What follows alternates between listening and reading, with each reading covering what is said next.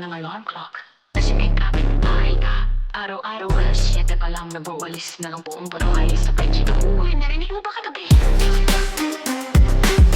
Okay, so ang laging may kaya okay.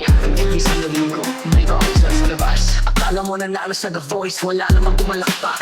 Isa naman mahilig magparinig, walang pinapagit na pangalan. Pero lahat pinatamaan, akala mo hindi ka kilala. Pero sa tono pa lang, alam mo ikaw yan. Pero hindi pa nakatotohanan. Meron din palaging mabait pag may bisita.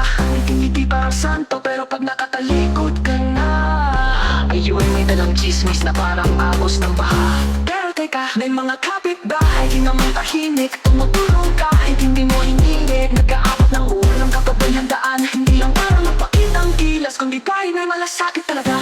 Kaya sa lahat ng klase ng kapitbahay, maingay, mabait at medyo plastic, salamat na rin kayo ang nagpapaalala. Kahit saan ka man lumipat, may drama pa rin ang buhay. Kaya kalapit lang naman yan. Huwag mo kalimutang sarahan ang bintana.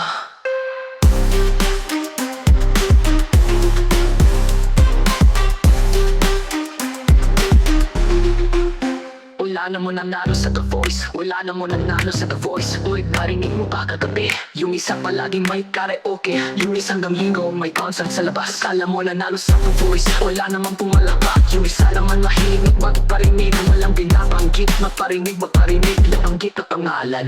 Pero lahat lang, kapitbahay lang naman yan. Huwag mong kalimutang sarahan ang bintana.